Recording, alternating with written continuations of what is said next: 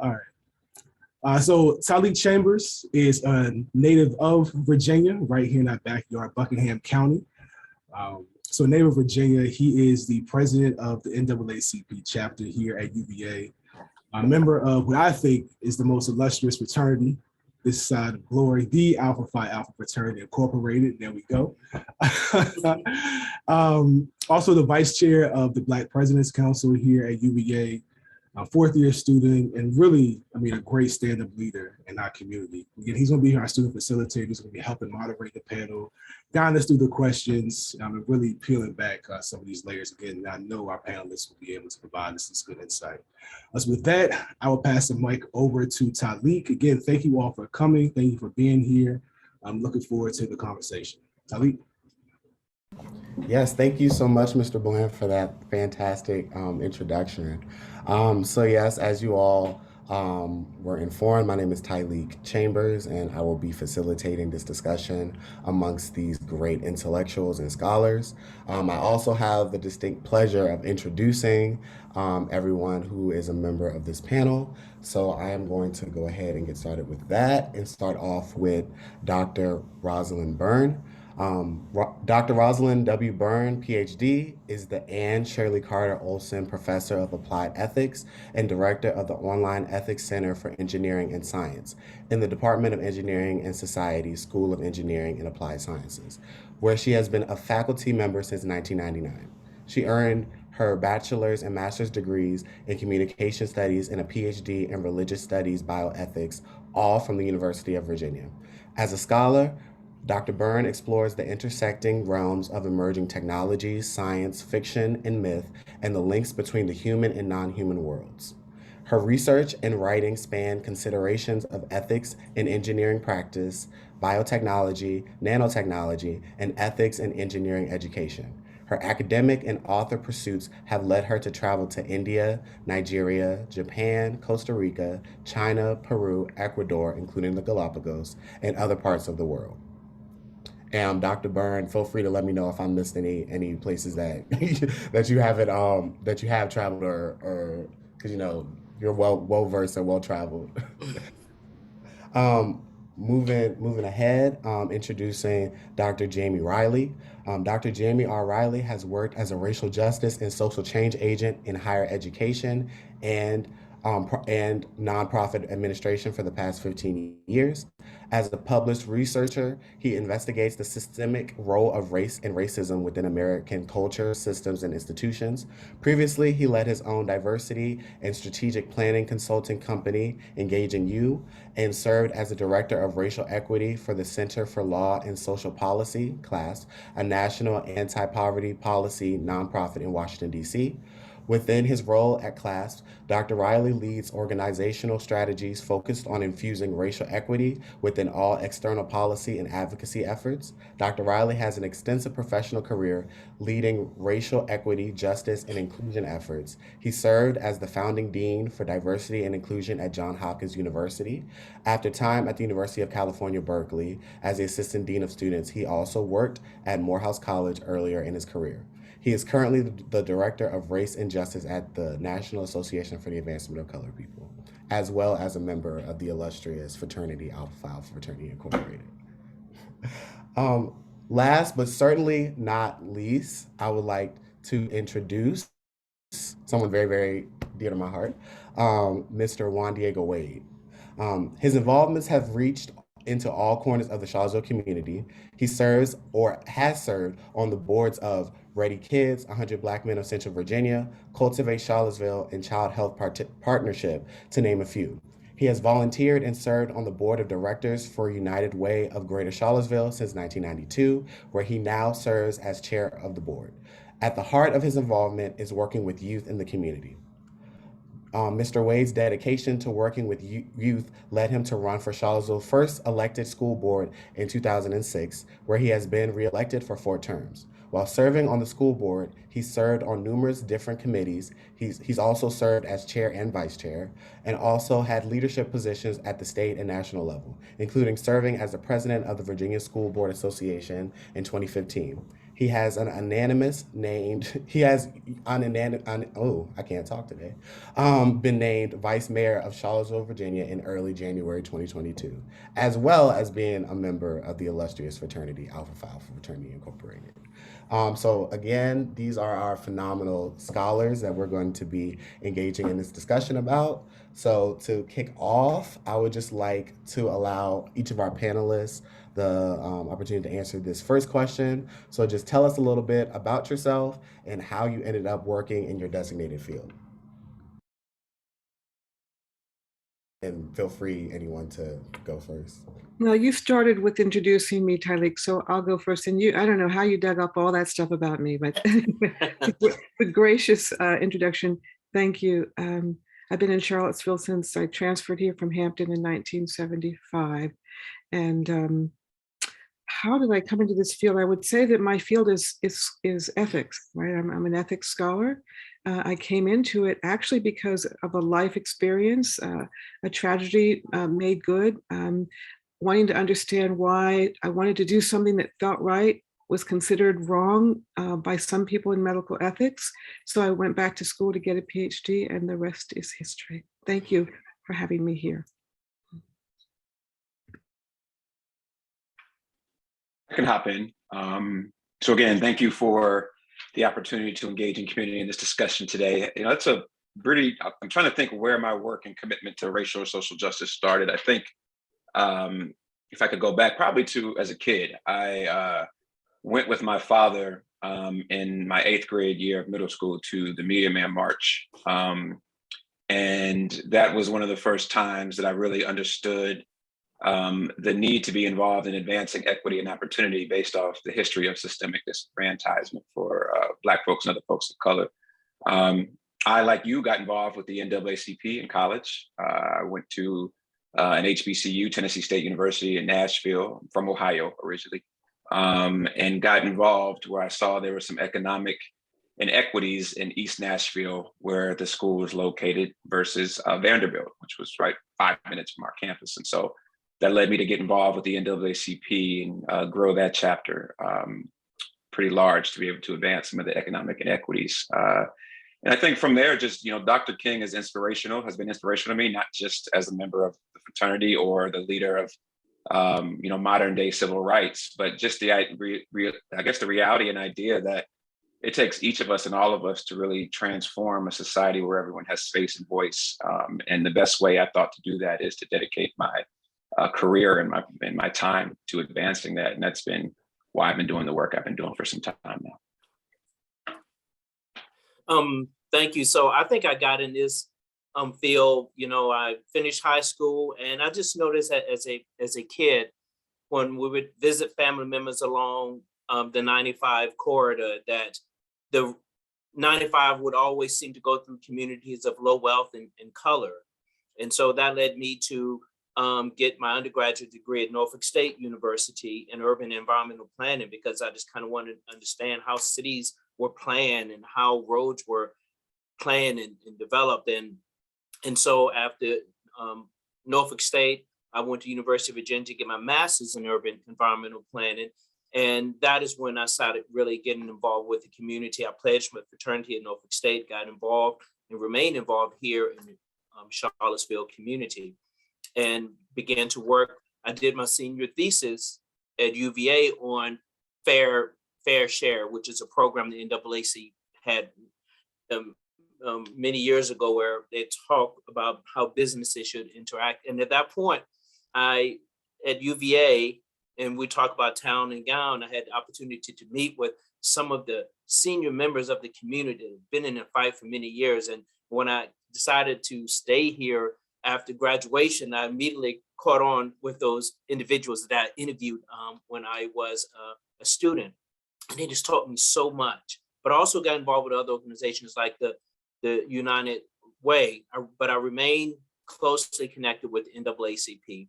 And at the time, we had 4 branches in this community: Charlottesville and Albemarle County, which is 720-some square miles. They had 3 or 4 different branches. And I worked with the leadership and the state to combine it to the Charlottesville Albemarle NAA, to one NAACP, so we could be more efficient. And so from that and just being involved and learning so much, I just began to tutor and mentor, which I had started with the fraternity back in Norfolk. And here I am 30 years later. Most definitely. Thank you all so much for answering that. So moving forward to our next question.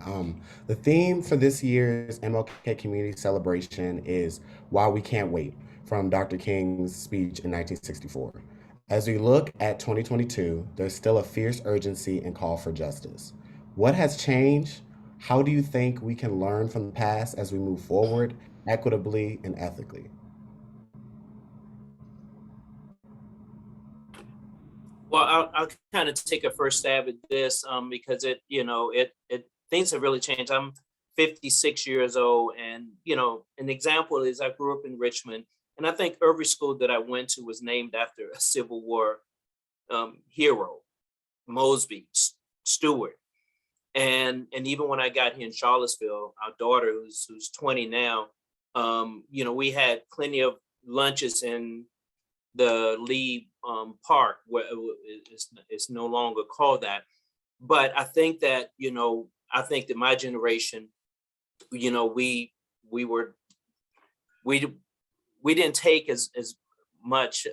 We took a little bit more. I think the younger group now, they're a little bit more vocal and they want to be more active. And I think that is something that has changed, that I've seen change over the last 10, 15 years. And I think that they want to see change. They said, well, we've seen things your way, not as much action has taken place, or that they would like to see. So I just think the younger activists are much more vocal and they want to see more action. That's just kind of what I have seen over, working in this community the last 25, 30 years. I'd like to share a couple of thoughts. I've been, on a more personal note, I've been listening recently to my 89-year-old mother, who lives in Charlottesville, was on the school board for a while. Mm-hmm. She's been reflecting on her early life. I heard a story the other day. She was in Philadelphia, growing up in Philadelphia. She was in a classroom, and I think she said she was in second or third grade. The teacher had asked the students to write, and so this would have been in the 40s, right? Students were asked to write a poem and bring the poem to class the next day. And the way she tells the story, she came up to the front of the class and she read her poem. And she was the only Black child in the classroom.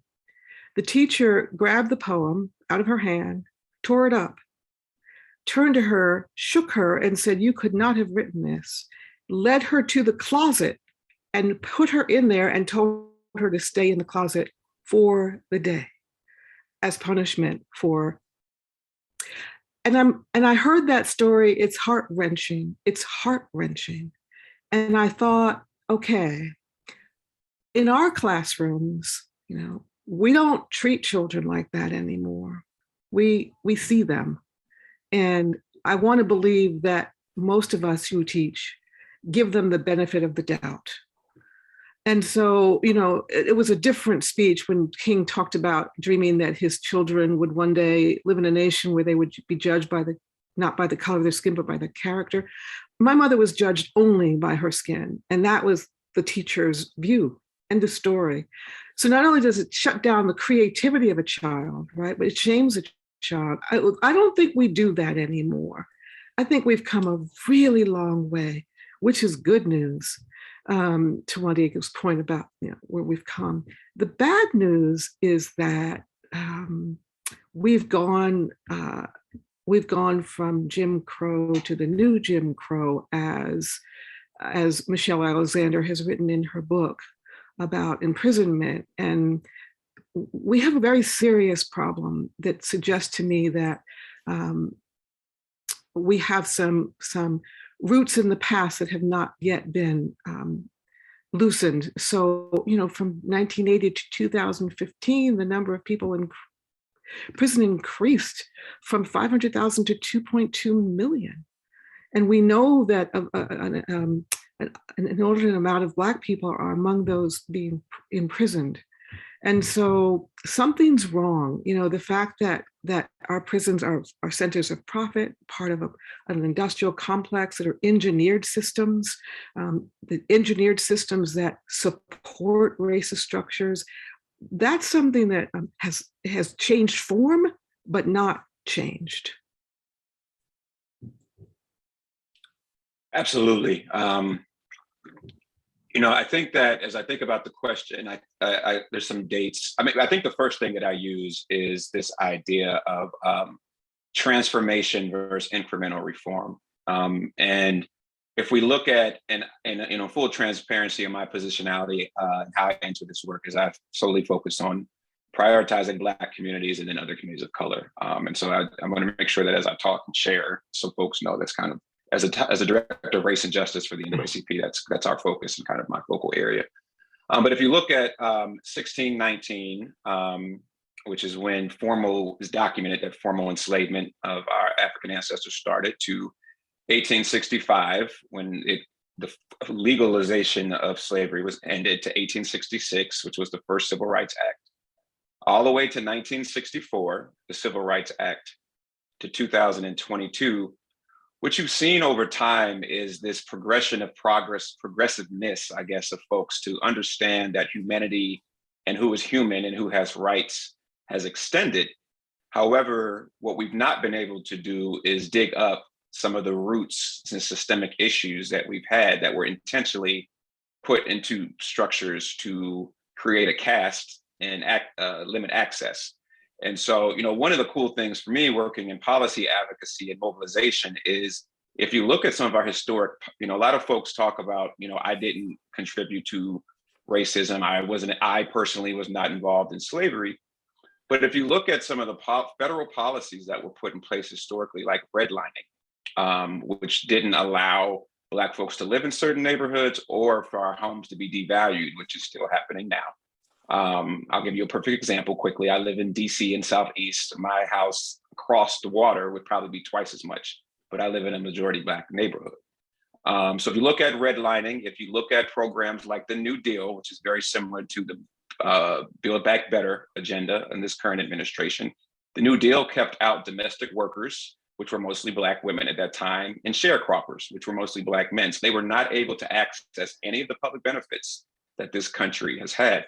That has generational impact. And so when I think about where we've come, we've made progress. There are more folks who are aware of the systemic issues. There are more folks who have opened their eyes to the realities of race in this country. But the issues now are not as overt as they were. We're kind of moving back that way, which is a problem. And we see some of this legislation that's coming up to limit the conversation around race and other identities. We're slowly kind of moving back to some of the Jim Crow practices and thoughts, which we need to dive through and handle. But more folks are in this movement now. Economic inequities still exist. Anti-Blackness still exists. Criminal justice, as was shared. I want to just give you all, and I'll be quiet after this point, I want to give you some quick statistics, just so you can. So the first thing I want to ask you in this 1 minute thing I'm going to do is ask yourself, do you inherently think that Black people or people of color are just naturally bad, or is there something else going on why more Black folks are in jail or experience issues with the criminal justice system? So the rate at which Black Americans are to be killed by police is more than twice as high for their white American peers, but Black people only make up 13% of the population, but to be killed by the police is twice as high. Black police violence is one of the leading causes of death for Black men. 1 in 1,000 Black men can expect to die at the hands of the police. 1 in 1,000. Between 2020 and 2021, 1,000 people in the United States were fatally shot by the police. Majority of those folks of color. 1 of 5 of those were around mental health issues. So and they were not for violent crimes. And so when you look at some of that, you see, and a lot of folks also don't know that our original police structure was built off of the slave patrol. So it was built with racist undertones in it. And so where we are today is really needing to go and deeply transform, not incrementally reform, some of these systems like the economy and criminal justice to really address these issues. And that's what Dr. King was trying to do. And we see he was assassinated to get his way from doing that. So it's on us to keep that work going. Yes, most definitely. Um, I think just for me, someone kind of on the younger side, I guess, of this conversation, I can definitely say that like just being reflective, there is in the current state a lot of awareness. People are aware of these systems, they're aware of these institutions, they're aware that these things occur. And again, like to Brother Riley's point, like there's a lot more people engaged within the movement and engaged within trying to dismantle these things. But simultaneously, there's also a lot of like there's still a lot of pushback that is being experienced. So while progression is always occurring, and like again, like there's definitely progress, and we have definitely progressed since King's time and before. Like there is still like a long way that we as a nation and we as a society can go to better like reach these goals. But thank you all for those responses. Moving on to the third question. Social justice issues emerge as core components of science, technology, and social teaching. How can practicing engineers use examples of activism to impact their design choices? I feel like this was a question made for me. I'd like to start, right? Since you're making reference to science, technology, and society teaching and to practicing engineers, I've given this some thought. So let me break it down this way. I just start by saying that Standing Rock is an example of activism in social justice that's core to teaching STS because the Dakota Access Pipeline is an engineered system. So 5 years ago, 2016, a small protest camp was formed near the Standing Rock Sioux Reservation in North Dakota. It grew to thousands of people. It became an international movement against the access pipeline. It started as a protest, a challenge to the government, because the government had issued a pipeline that ignored the sovereign standing of the Standing Rock tribe, ignored their sovereign status, and it ignored the risk to the water supply that they were concerned about, and the pipeline was just going to plow through. So thousands of protesters, unfortunately, failed to stop it. They were brutalized. They were hosed down. They were mishandled by the police. At any rate, they were unable to stop it. And so the oil started flowing in the summer of 2017. So last year, a judge revoked their permit and ordered an environmental assessment, but that's now in the courts and going to the Supreme Court. So the question is, so the Sioux tribe are trying to get the Supreme Court to reject the appeal by the developers. The developers want to just put the environmental study aside. So this is a case, I think, that shows how practicing engineers can use this as an example of impact on design choices. So sometimes we talk about how engineers are really just following the dictates of the what's being asked of them, right? So the specifications of a job and designing to the specifications of the job, and that they really don't have anything to do with social justice or practices. But in fact, what we teach in our field is that values are embedded in those designs, right? They're like values are embedded in the whole industrial complex of prison, right? Engineering designs with values there, values around surveillance and holding people and how you hold people. So the same with pipelines. It might look like the pipeline is designed, to have oil flow efficiently without leak and from one place to the other. But when you place it, right, when you design it, you're designing it as part of a larger set of policies and practices. So what could engineers do? They could actually possibly ask, who does this impact, right? Who lives on this land, right? What does it mean for the people who live here to have this particular piece of technology, this infrastructure flowing through their property? And so I just want to bring that forward as an example of the role of design in engineering and how we teach about it in STS. And I just kind of want to add on to that, kind of on a more specific case, which is my daughter, who is an engineer. student studying civil engineering, and she wants to study water and water systems. And so she's in the thick of that now, but just kind of what some engineering students are bringing to the table is that, I'm just going to share some of the issues that she has gone through that, and that was just being a Black female in engineering. She fell in love with it when they offered it in middle school. And as she got into high school and taking more and more advanced courses, her classroom became less and less diverse, and that she was only Black student in her class.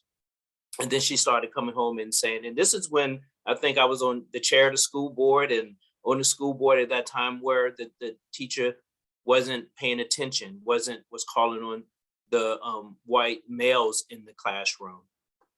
And so, we use that as, my wife and I use that as a teachable moment. It said, probably all of us that have color here, our parents told us, as a Black person, you got to be double better, than your peers.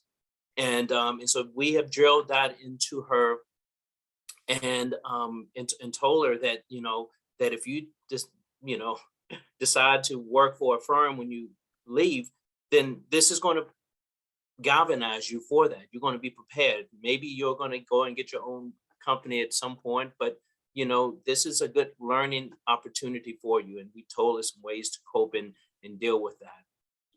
Also, just another example that, I don't want to get in trouble here, but she had a part-time job. It's at a seafood place, and let's say it's of the garnet crustacean. You get it? So she worked there. She was a hostess. It was a little part-time job of her junior year, and she was making some money, and she enjoyed it.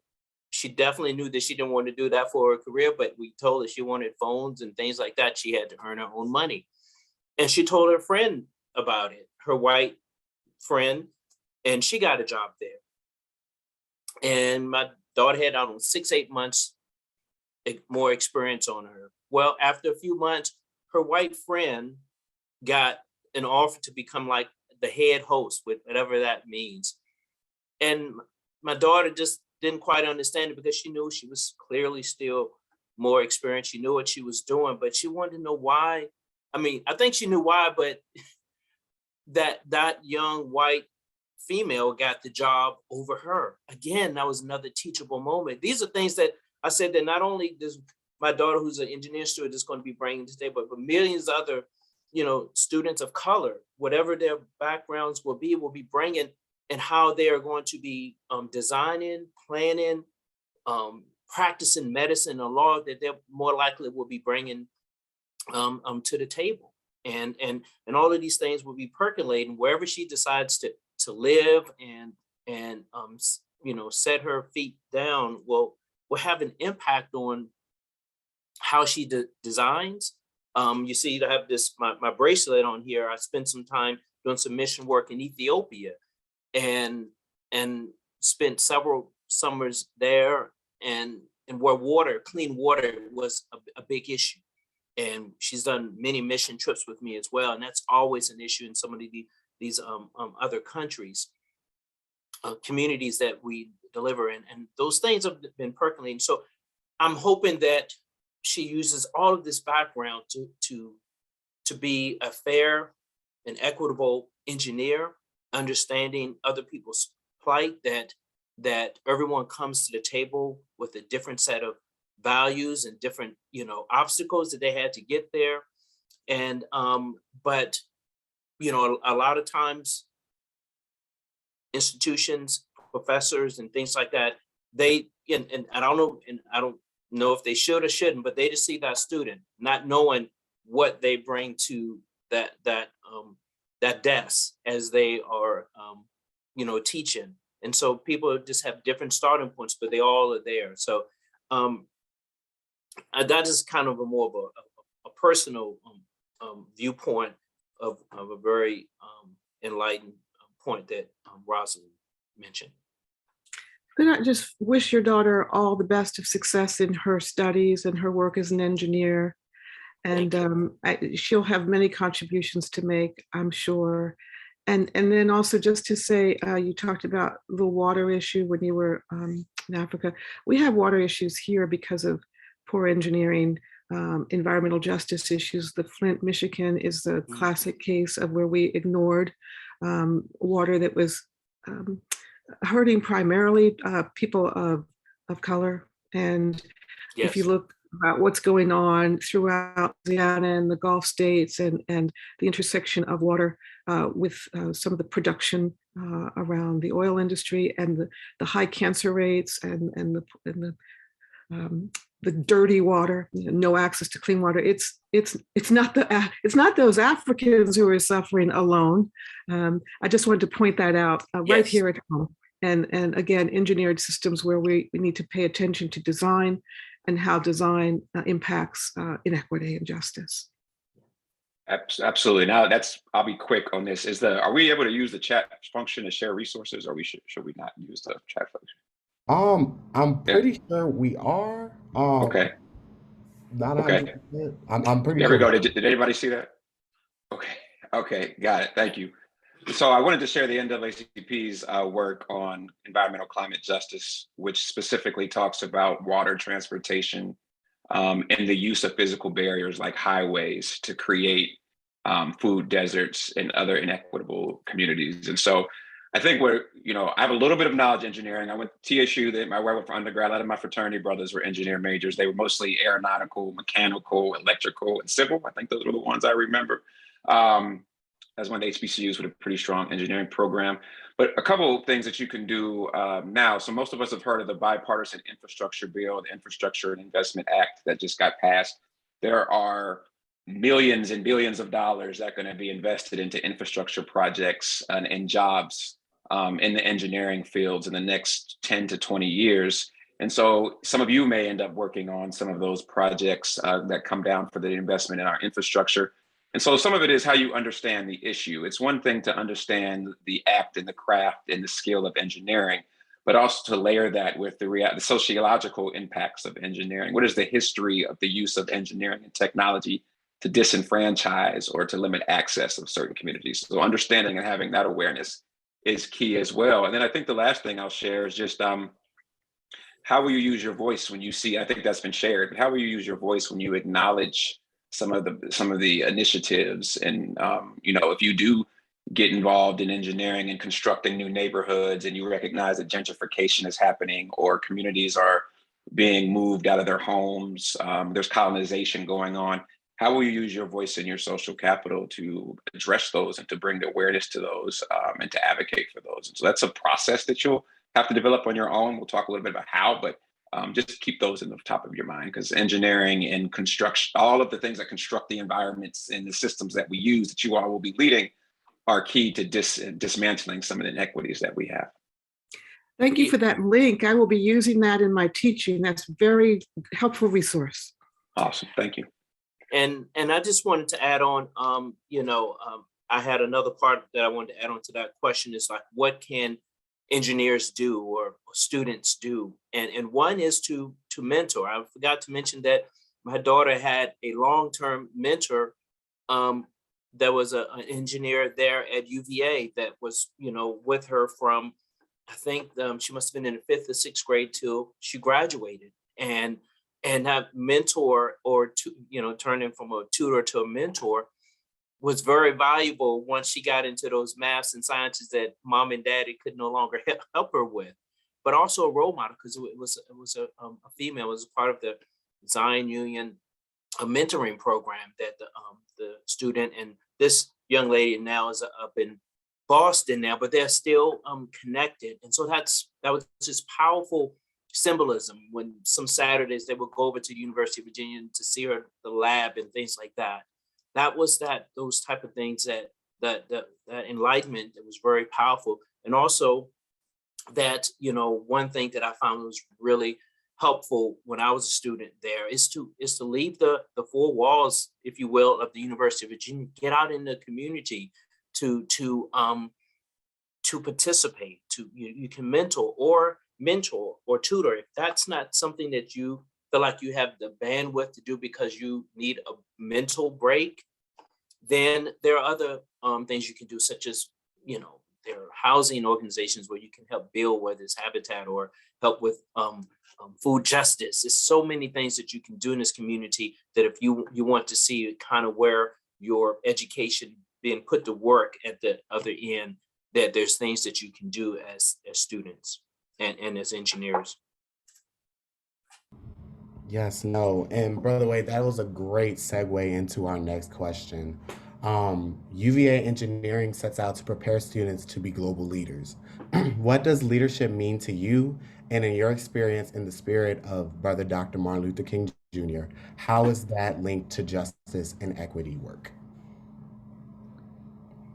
Yeah, I can be quick. I thought this was a good time to share a quote from Dr. King. Okay, Hopefully it's not the same one, but I know it's go ahead. But I'm going to tweak it a little bit just to be more relevant and inclusive of the times. The ultimate measure of a person is not where they stand in moments of comfort and convenience, but where they stand at times of challenge and controversy. And so I think in the conversation that we just had, you all have profound ability to really shift access opportunity and really to increase the full participation of our democracy for folks through engineering, whatever capacity you go into, because there's so many inequities built into infrastructure and engineering components so it's really where you stand in those moments of controversy. As you see the political and social landscape we're in right now, thinking about how you will use your voice, not only for the future, but for the current times, and how you will also invite others into that. And it really starts with you, which I think we're going to go to a little bit in the next conversation, but really understanding what your passion is and what it is that you want to see change. And then understanding that it takes no transformation or reform in this country has ever happened without a multiracial intersectional coalition. It takes everybody because of systems of power, privilege, and oppression. There's some of us who have more social capital and power to transform minds and systems and institutions than others. And so asking yourself, what are you willing to risk? Where are you willing to be uncomfortable?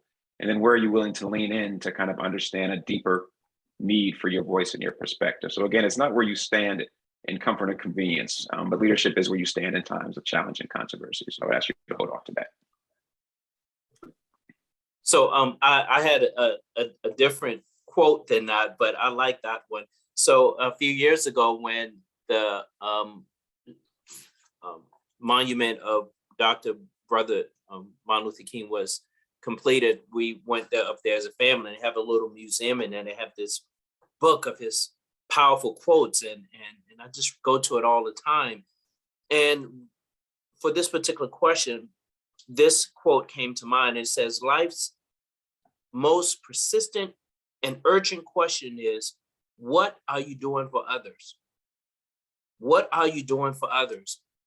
And, and I think that we can think and we can plan and do a lot, but ultimately, what are you doing for others? Because that is ultimately, in my mind, how you're going to be measured, and how I, act on that, mainly through my fraternity, through my other deeds in the community, through my church, working with youth and others, is by doing. And that's my leadership style. And that's one of the questions. Part is like, my leadership style is to show by example, by doing and authentically doing, and others will follow. Because if they see that you're doing and that you're doing what you say, then that goes a long way in them participating. You need to know what you're talking about and be real in what you're doing. But ultimately, if you're just, what I do now, because I'm a career counselor, I did transportation planning for the county for 20 years. And now I do career counseling. So I help a lot of college students, high school students, and second career people find their new passion. And I work with a lot of high school students, trying to get into college. And man, I can almost, tell from the first conversation that, some of the things that they're doing to try to make themselves look good for, places like the University of Virginia. They just started doing something within the last year of applying and things like that, and really don't have any deep commitment or passion for whatever they're volunteering for. And so, you know, when you see that, you know, certainly that organization can benefit from that manpower or that people power, but, you know, to have the long-term impact, you know, you can have some systemic changes if you decide, you know, well, you know, I'm going to work with this organization to try to not only provide meals for that person in need, because that is an urgent need, but how can we address food equity in the community by maybe showing community gardens or things like that. So a lot of opportunities like that in the community. And if you can show by doing, I think it's powerful. I was just had a meeting this morning with this assistant city manager, and we're getting our budget together, and we're trying to establish, you know, it's been a lot of chaos in City Hall.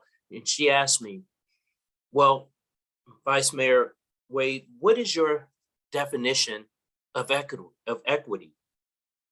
And, you know, this is one of those things that, you know, during the campaign trail that I was asked a lot. And I actually, you know, I thought I knew what it was, but I said, you know what, I'm gonna look this up. And I saw definitions that really went from 2 or 3 pages to those that went to 2 or 3 sentences or paragraphs. And I just came down, for me, equity is, you know, giving individuals what they need to be equal. Each person, that may be something different. It likely is something different, but we need to establish that as a base point, you know, as a community, as a society, before as we move forward.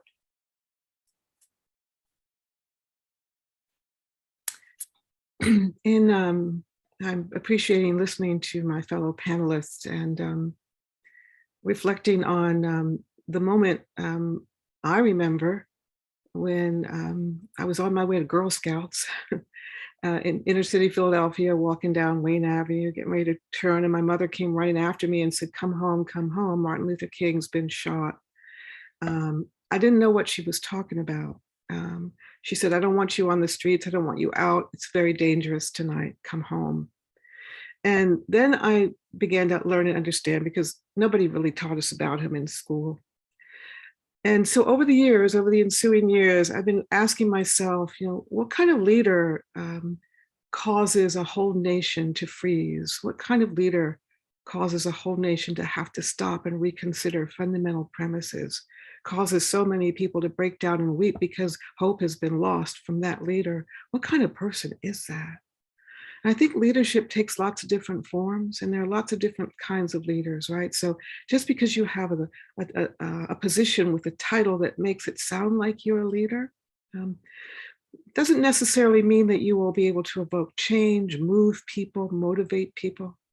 And so the question has to do with, you know, educating leaders. And so to me, that's not about title, right? That's not about job assignment. That has a lot to do with 2 things. One, being able to actually listen to people well enough to understand what their values are, right? Because if we don't understand other people's values, it's hard to move people. It's hard to help people see other possibilities, because you need to know what they believe in and understanding your own values.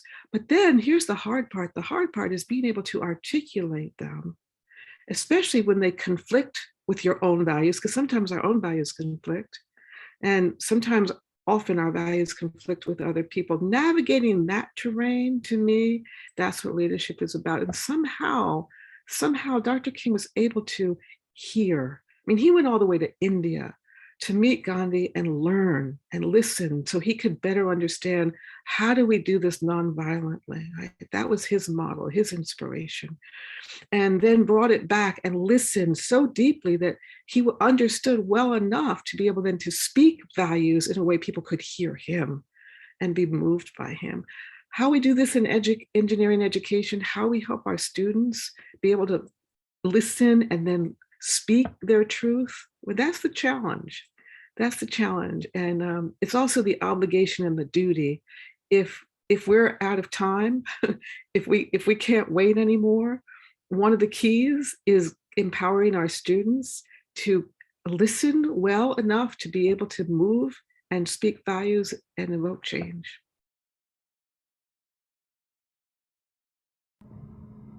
Thank you all for those like great responses. Like I was in a moment of just like reflection myself, and really just trying to like process everything because yeah, I definitely think that you all kind of touched on like the core roots of what type of leader like MLK stood like was and like that impact and really how those like connect and affects community and society. So yeah, thank you all. So our last question for this afternoon is what advice would you share with someone who is interested in pursuing advocacy work but does not know how to get started?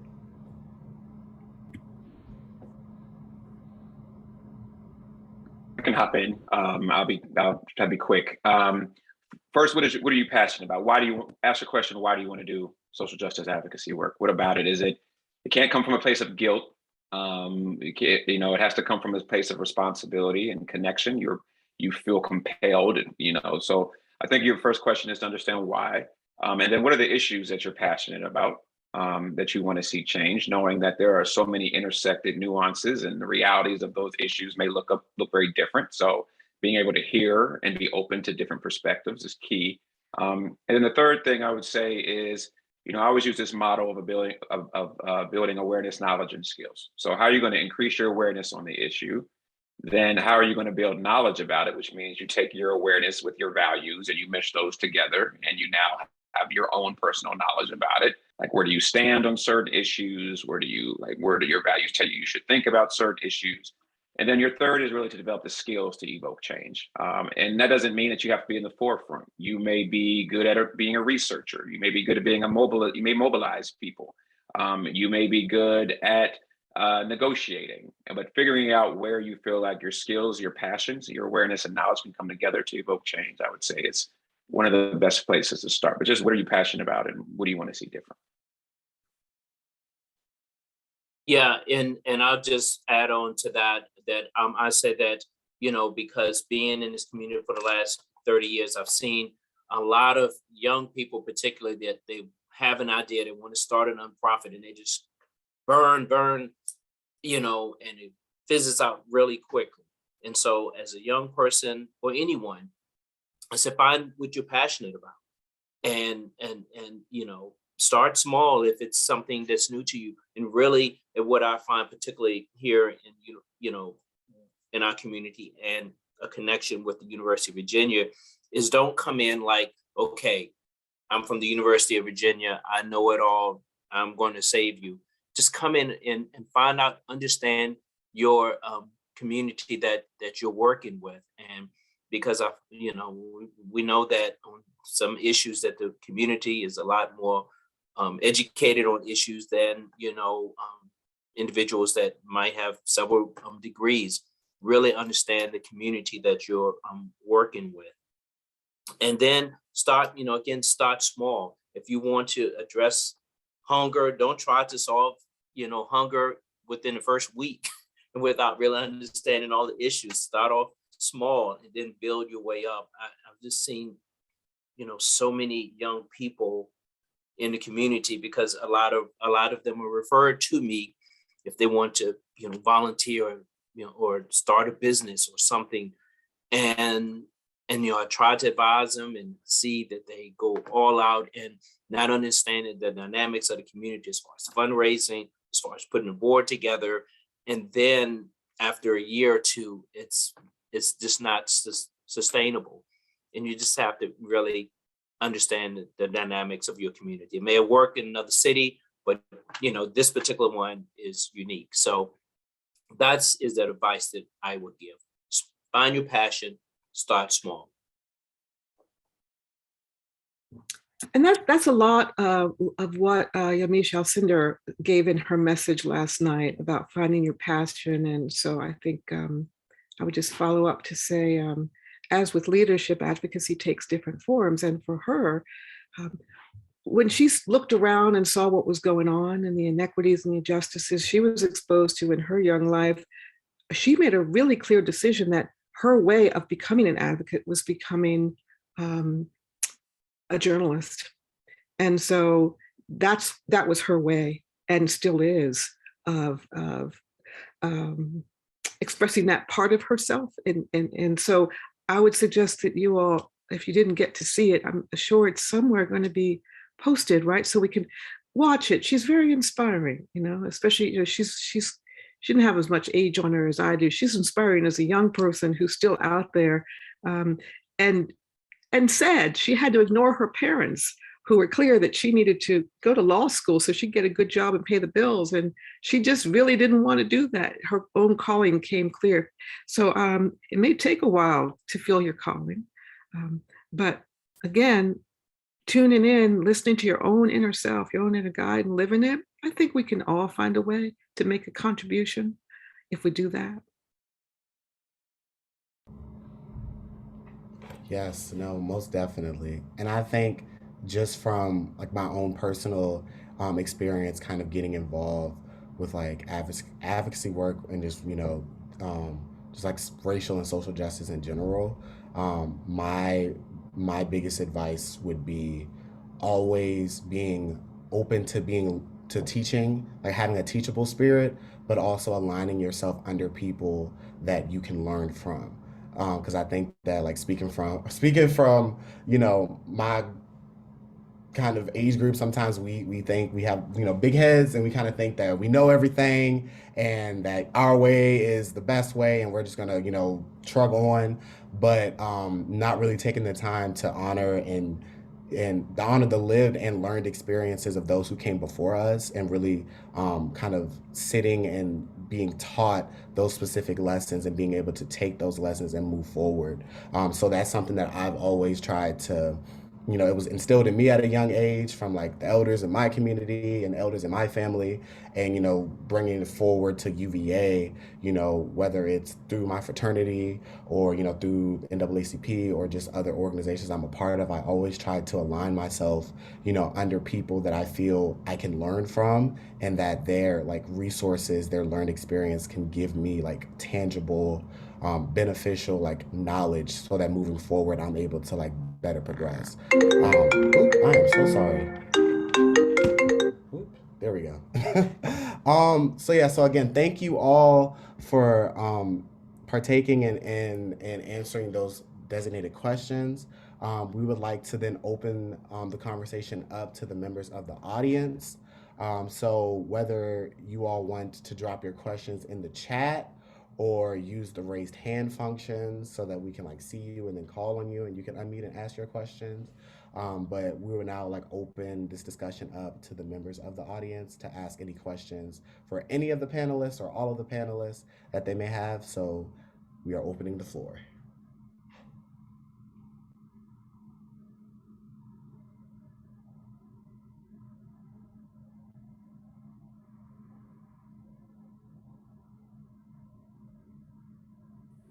Well, I'll ask one. Kay Neely, colleague and friend of Roz's. One of the big emphases in the field of science, technology, and society is systems thinking, socio-technical systems thinking, understanding connections between events and entities that may not on the surface of it seem connected, but ultimately are deeply connected. And one of my thoughts has been, and I guess, Jamie, this most relates to things that you were saying earlier, is one of the reasons that it's so hard for people to understand the legacy effects of slavery, to understand structural racism, is that they're not used to systems thinking.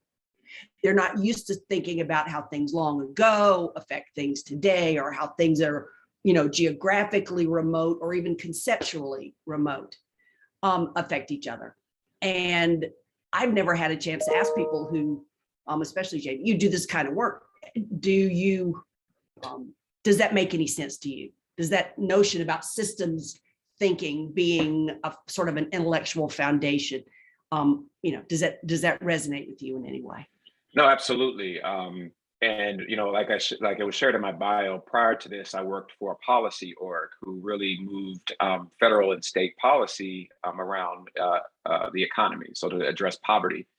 And what we found is that folks were understanding a lot of the public administration policy programs didn't really do a good job of teaching students about the interconnectedness of systems, both structural and societal, and the history of those as well. And so we had to implement that systems kind of thinking into our work.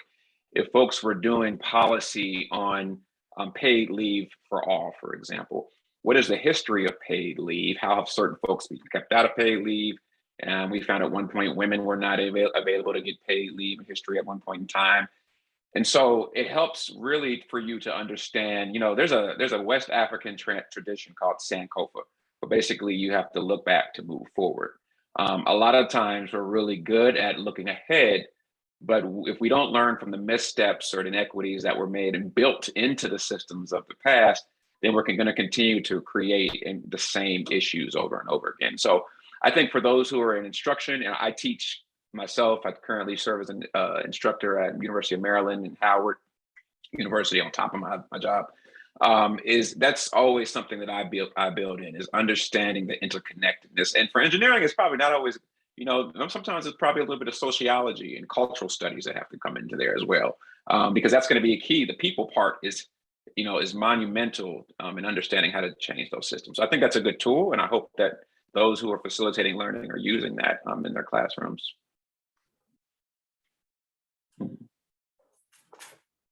Kay Neely is certainly using that in her classrooms. Appreciate that question. Yeah, and just kind of, as far as systems, and again, my daughter I've used her as an example since the day she was born, but, one of the things that I told her as far as having an impact on the system is I say, once you get settled in your classes, that you go out into the community where you're at school to volunteer in a high school. Imagine what an impact you would be for other students as a female engineer, and African-American female student, and being a mentor to others. And so that she can kind of, have the impact that others have had on her. So I think that it all, we all have to kind of do our part.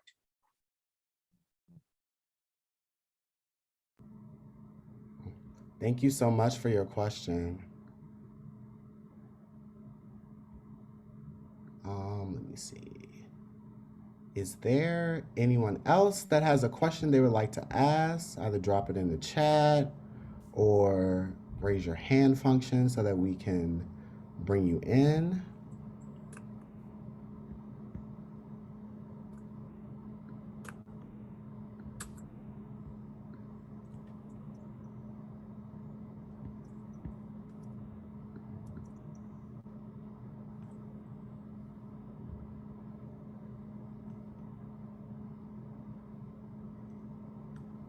Do you want another question?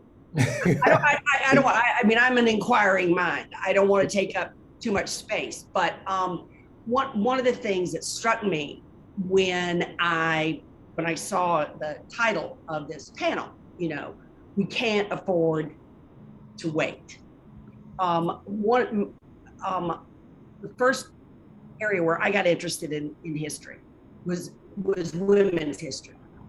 And over again in women's history, people have said, oh, we've made all this progress, these things have happened. We aren't there yet. We've got this momentum. This is the moment where we can really change this.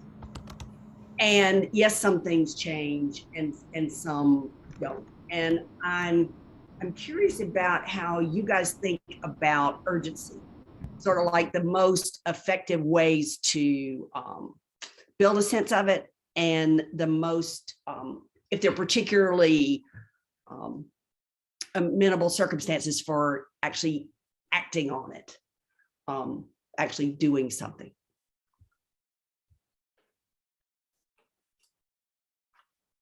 Well, I think that there's many issues that this a high degree of urgency on. I mean, I just wanted to listen to the BBC, talking about the impact of that, just regular air conditioners are having on the environment. Because of global warming, we have to use more air conditions, and many, countries, they don't have the most efficient air conditioners and things like that.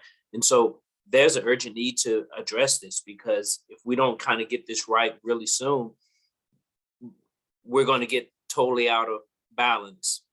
And engineers are going to be in the forefront of that, along with, we know the politicians, and now I'm turning the camera back on myself, that we just, one of the first things that I dealt with on city council is that we had many people wanted us to have all of our buses to be electric vehicles. They're several $100,000 more, and they wanted us not to kind of ease into it with compressed natural gas, and just go right from basically diesel, a few compressed, and so the engineers in the community are telling us that this is good for the environment, but the budget is saying, another thing. And so those are things where that we as a community, we can't keep pushing it down the road. We need to address it as a community with input and money. So that's just an example that we have to, that it's a sense of urgency to this, and we need all hands on deck, and we can't allow, racism or implicit or unimplicit. We need all hands on deck to address this. There's a lot of people of color out there that are not getting an opportunity. I'm a big football fan, and we're seeing it now with some coaching openings that are not taking place. There's some really good coaches out there that are not getting an opportunity. Many believe it's because of the color of their skin. So it's just a lot of opportunities and instances in the community where I believe, and many believe, that we are not being at our highest and best use because of racism.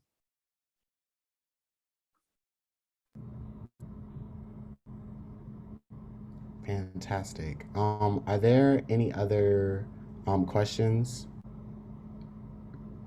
I think I see someone with their hand raised.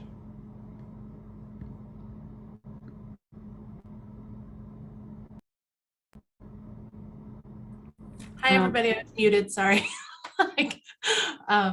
My fingers move slower than my brain, which is a good thing, I think. So I have a question, Juandiego, based on what you just said, right? Like, we can't wait. We have to give, more people of color opportunities. But I also want to think about, what Jamie was saying earlier about like redlining, and when something is kind of labeled like a Black experience, it in some ways loses value, right? Mm-hmm.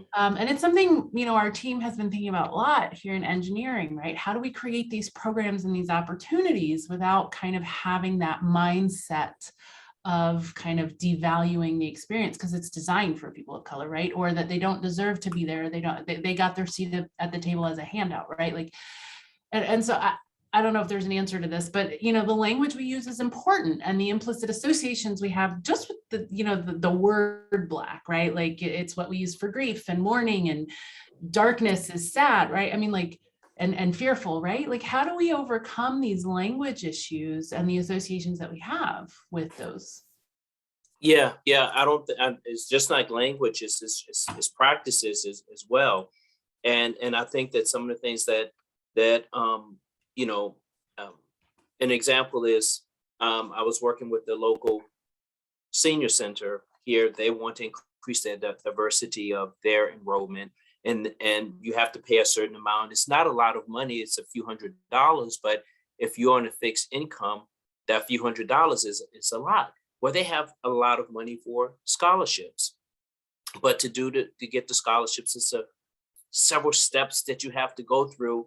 And for a lot of people, they'll just stay at the senior center that's in their neighborhood that they're really comfortable with, and instead of going through all of the hoops.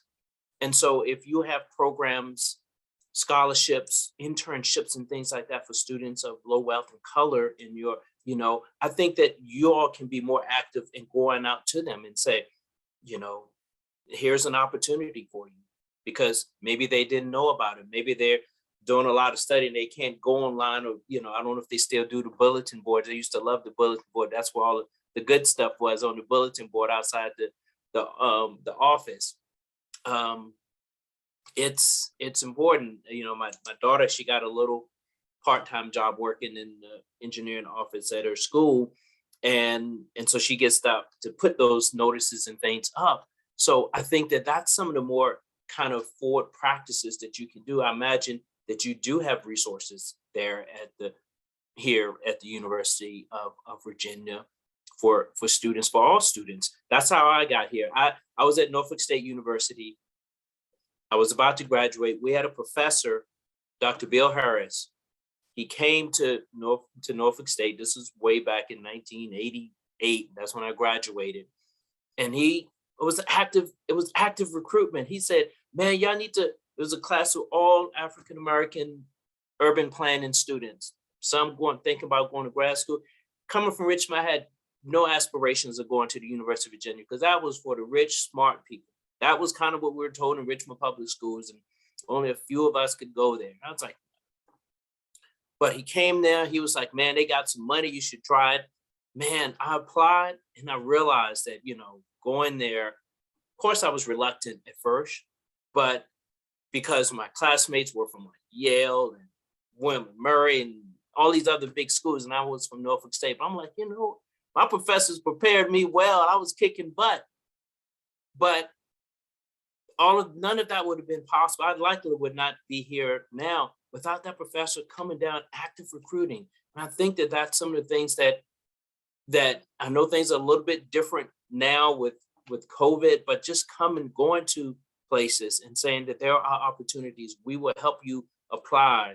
This is I think that that's what you need to do. And we were actually planning to, I was working with the A school to do that type of recruitment right before the spring of 2020, where we had a list of all the HBCUs we were going to go here, start in Virginia, and just really kind of go up and down the East Coast, that doing that type of recruitment. I know the A school was planning to do that. So anyway, those are some of the more forward things I believe you can do.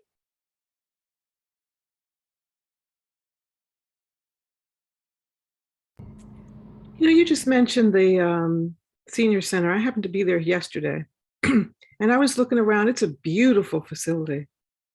And yes. I was looking around and I was thinking, knowing what I do about people who are from Charlottesville, Black people who've been here a long time, I was trying to imagine people feeling comfortable there, even with the scholarships and with the recruiting. And this is to the point that Mira was just bringing up. You can recruit people and you can say, come, we have a place for you. You have money, but what do we do to make sure when people are part of a larger community that they know it is their community too? That's harder than recruitment. And that's the work we still have to do at UVA, I believe. So. Yes, most definitely. I think we have two more people. So I think it's Mr. Justice, and then yes. So there we go. Hey everyone, my name is Jeffrey Justice. I'm an engineering student at civil engineering. Just wanted to thank all the panelists for their time, and especially for the stories, the personal stories about your experiences and the subject matter. So just really enjoyed it. Thank you. Man, you must be dedicated. You outside, so I think that we need some housing or something for this brother. Appreciate it. And then I think the last one is Miss Berne.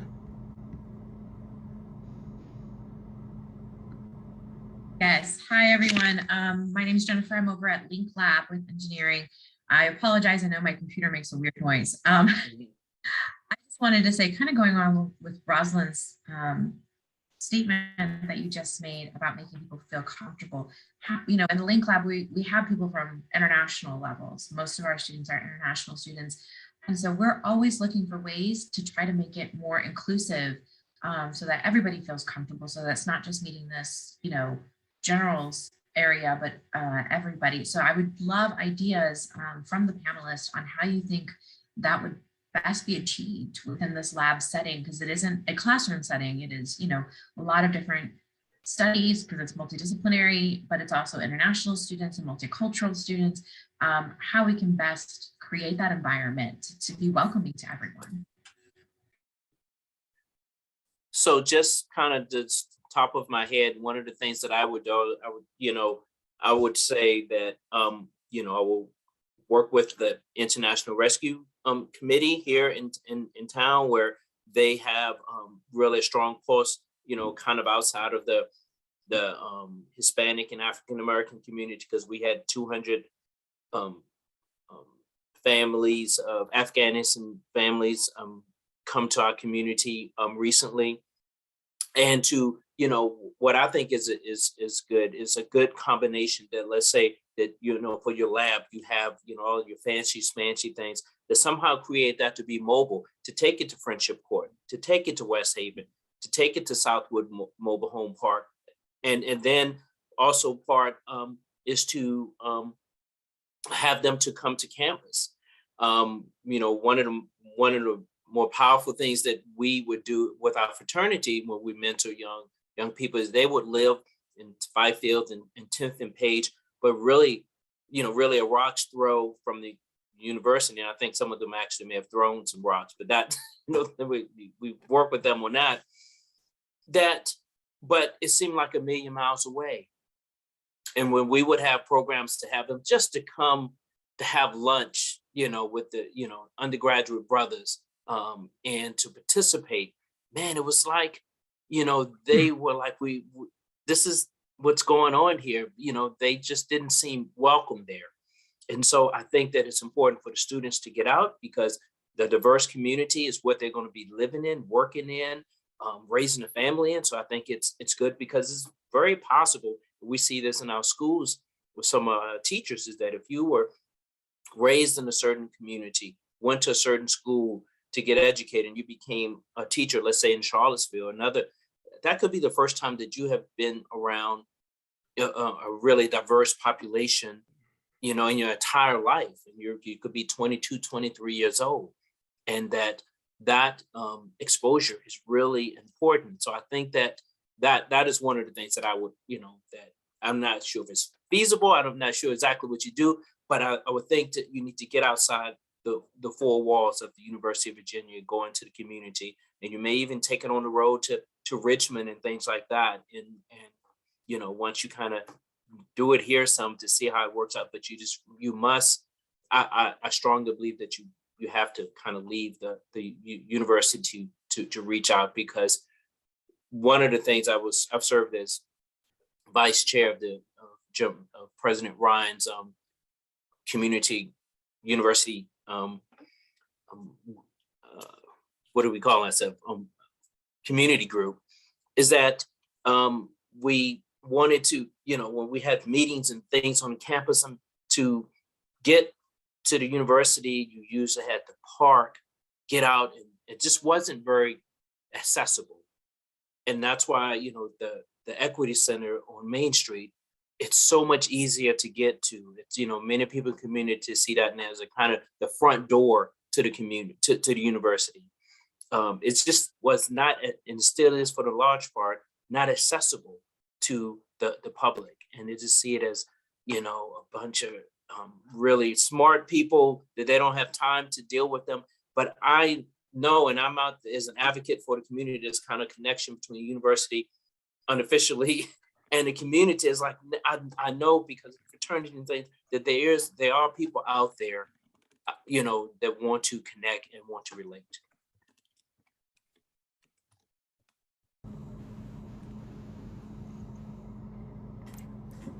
Yes. So thank you so much for that question and for that response. So again, I think we are going to wrap up. First, I want to thank our panelists for this just stimulating conversation and this discussion that we've had. And again, extend a thanks to everyone in the audience for attending and engaging. And with that, I'm going to pass it back over to Mr. Bland for closing remarks. And again, oh, and before I do that, I just wanted to let everyone know that this recording will be posted on, I believe it's the Engineering Excellence in Diversity series on the YouTube page. So you guys will be able to come back and view this discussion. Yes, Thank you, Charlie. yes. Thank you so much to you too, Talik, for your great job in moderating this panel. Excellent, excellent job. Not can't lie, I'm so sad to see you leave.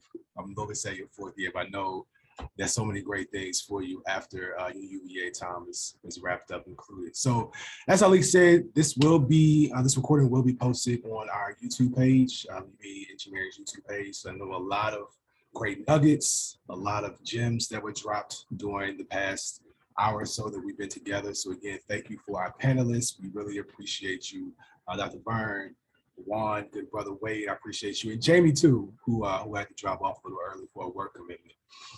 So thank you all again for your time, your wisdom, and I'm really looking forward to taking all of this information that you all gave us and thinking about how do I embrace this, how do I infuse this in my daily life, and hopefully you all in the audience will be doing the same. So have a great weekend. Again, on behalf of the Center for Diversity Engineering and School of Engineering and Applied Science, thank you, appreciate you, we'll see you soon.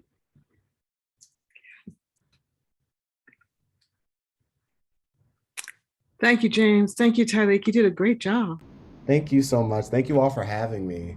You're not in engineering school, are you? No, ma'am. I'm in a college. Unfortunately.